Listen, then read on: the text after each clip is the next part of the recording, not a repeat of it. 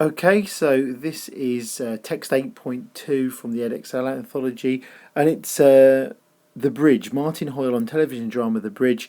And as it says in the anthology itself, it's a review published in FT Weekend magazine, so that is the weekend supplement on the Financial Times, and it's about the television drama The Bridge, and it's by the film critic Martin Hoyle. And so we'll go through and have a look at it. It's quite a short text actually, so there isn't necessarily as much here, but that's sometimes a good thing, sometimes a bad thing actually. But anyway, we will see. So we've got opening there. Saturday is complete again. Saturday is complete again. This is hyperbolic as well. And again, we'll think of the voice here as well. We'll come back to that again as well. But already with that first phrase there, we've actually got enthusiasm coming through for this particular television program that it's talking about. Then we've got genre knowledge coming through here with the Scandinavian noir. And that is, if you're not familiar with that, it's these kind of these modern Scandinavian, very dark crime dramas that you may have seen on the TV. And we have, after the civilized machinations of Danish politics in Borgen, we plunge into the dark world of terrorism, mass killing and poisonous grudges underlying humane, orderly Nordic society. Well, there's a juxtaposition there because we've got obviously terrorism, mass killing, poisonous grudges, and humane, orderly Nordic society. You might say there's a bit of a stereotype as well, but look, there's a juxtaposition there between those two, and you've got dark connotations there. Think of that, but combined with terrorism, mass killing, grudges, poisonous as a pre-modifier there. So interesting little flavour being built up with those word choices. So on to the next paragraph, and we've got the second season of The Bridge, BBC 4 9 p.m. So in parenthesis for the information about when the programme is actually on and where it's actually on. Resumes 13 months after the story of the first ended, with an opening less gruesome but just as eerie. There's a less gruesome but just as eerie. That would be a phrasal template if you think less but just as, or but more.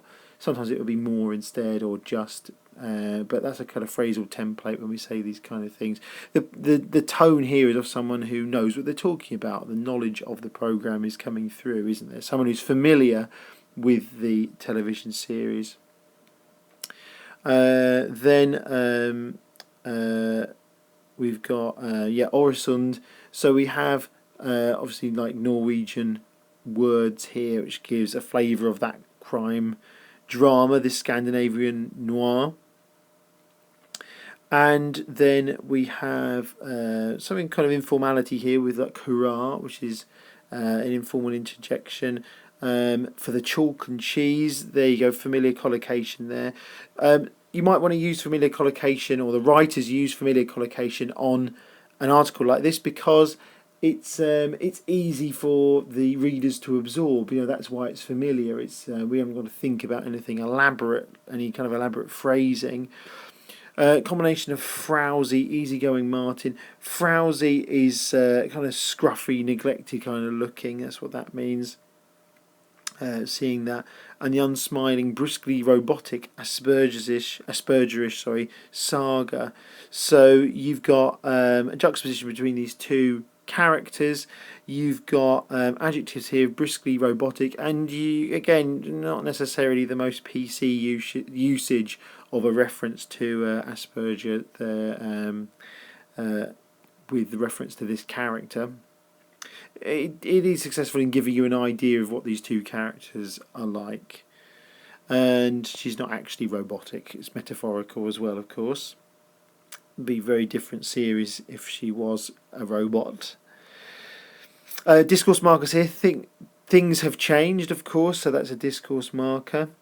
Martin is still recovering from the murder of his son by last season's mass killer, who, though safely in prison, haunts him to the point of obsession. So there's exophoric references here to the previous series. So we'll just move it up. There we go. So we have, let's get the pointer back. So unfamiliar collocation here with Saga's antiseptic, angular, preeminently logical psyche. You don't tend to use as a pre-modifier or as an adjective antiseptic to describe people. You use it about antiseptic cleaning fluid or something along those lines. It's unusual that a person is described in that way. So this links back to what we were thinking earlier on, what the writer was thinking with establishing these characters, which is again part of the purpose of what you're doing in this kind of piece of writing. So she has learnt to detect when people are making jokes. The verb detect is interesting. Look, that verb detect goes with that robotic kind of idea, the idea that this character, Saga, isn't really like in inverted commas, normal person from the angle of the way that this is being written. So she's learnt to detect when people are making jokes and laughs heartily, if unconvincingly, hurt when Martin gently points out that this is unnecessary.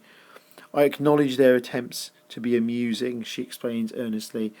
The actual phrase there actually does almost sound robotic, doesn't it? The actual the quotation taken from the character.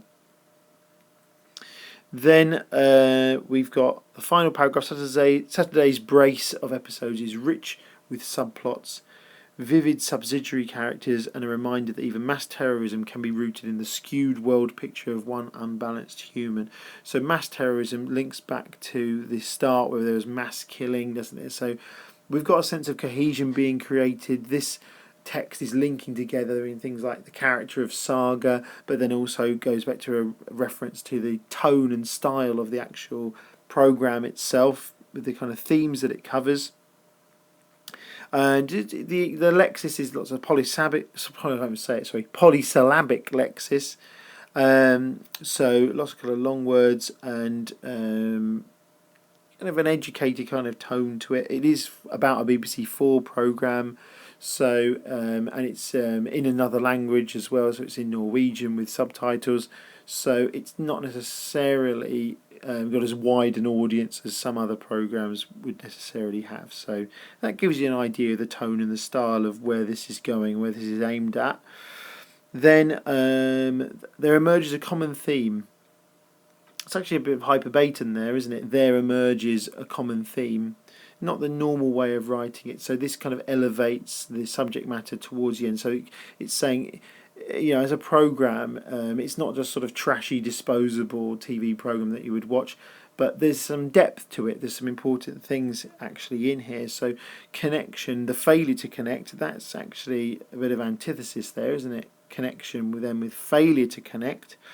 The fear of abandonment and isolation, and the Nordic thriller's paradoxical juxtaposition of high principles and violent action, efficiency and murderousness. So that actually then, remember I said about cohesion, that links back to the start of the piece, and it says, when it said like the dark world of terrorism, mass killing and poisonous grudges underlying humane, orderly Nordic society. So it links back completely, doesn't it? And even the dark is all pervasive. So the themes of the first paragraph are really repeated in the final one there. Interestingly, as like pick of the week, it's not really, in the sense of a review, it doesn't kind of have like any stars or any part of that kind of genre or out of 10 or anything like that. The recommendation, again, because of the target audience, where this would appear in the magazine that it's from, in the supplement of the Financial Times, it's very much kind of the implication is this is really good. It's clear from implication. It doesn't spell it out overly obviously. So with that, I'm going to switch off the lightsaber there and say farewell for now until the next time. Thank you for listening.